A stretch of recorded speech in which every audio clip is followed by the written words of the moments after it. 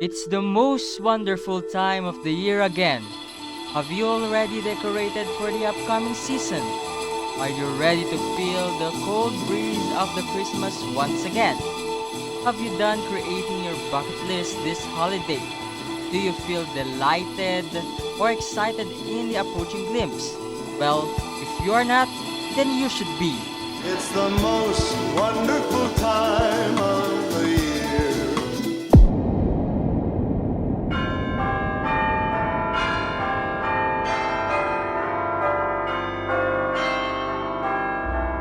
50 days from now, we will celebrate Christmas with our beloved family. But we're in the Philippines, where the longest Christmas occurs. The feels of our preparation even started before our calendars turned into bare months. But I'm not gonna lie, I think we are kinda late, but it is better than never. So without further ado, let's get it rolling.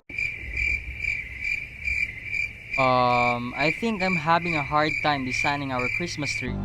I don't know what's the matter with these sunflowers, but I want it to be perfect in pattern. Can you help me put these decorations according to sequence? So, if I have 25 of them, and my plan is to put 9 sunflowers in the bottom first layer, 7 on the second, and I want to have 4 rows, what would be the number of sunflowers needed in the next 2 rows? And how many sunflowers would I use? Since I have 9 sunflowers in the first layer and 7 on the second one, I think I'll just subtract 2. So, it will be 7 minus 2, which is equal to 5, and 5 minus 2, which is equal to 3. Now, I knew it. I'll just add all of this and I'll get 24.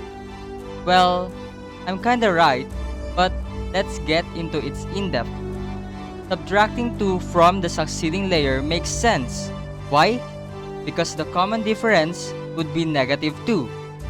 Yes, common difference is what you call to the constant difference between consecutive numbers.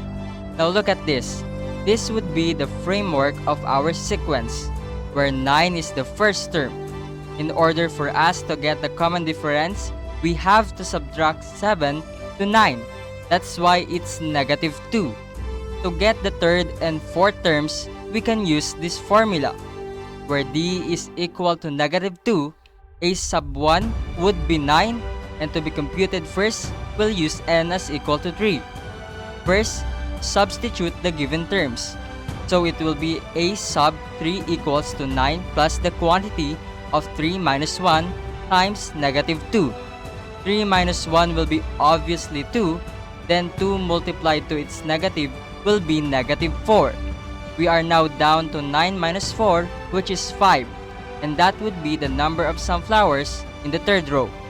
For the fourth row, we'll just do the same thing, where we substitute and compute, wherein 4 minus 1 would be 3, 3 times negative 2 will be negative 6, and 9 minus 6 will be 3 sunflowers.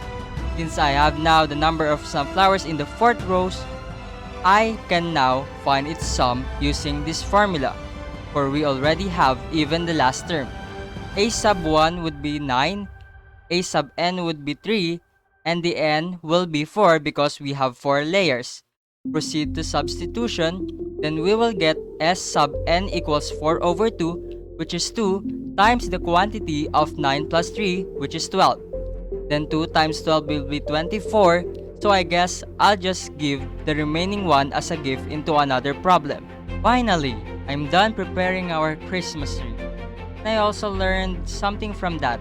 I realized how useful it is to have knowledge from it. So, that's a wrap for our arithmetic sequence. And speaking of wrap, I think this is the greatest time also to prepare some gifts. Well, actually that's one of my problems, so I created this.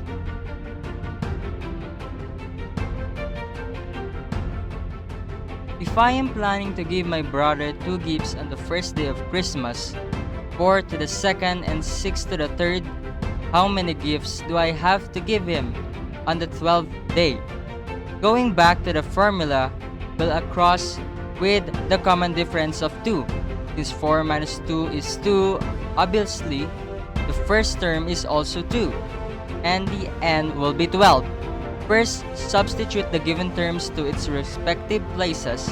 Compute first what's inside the parenthesis, which is 12 minus 1, 11. 11 times 2 is 22, and 22 plus 2 is equal to 24.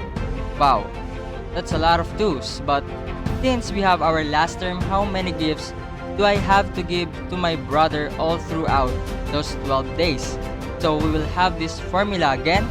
A sub 1 will be 2 and a sub n will be 24, while n will be 12. Now let's substitute, and we will have 12 over 2, which is 6. Then 2 plus 24 will have 26.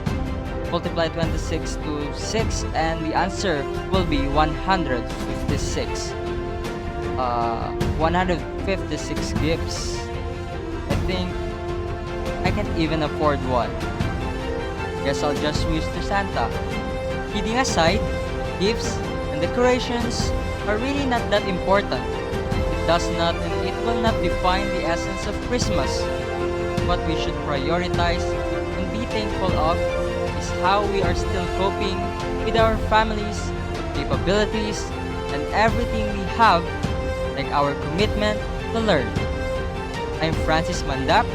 Advance happy holidays, and see you on the next episode for more Matrix here on Mathematrix.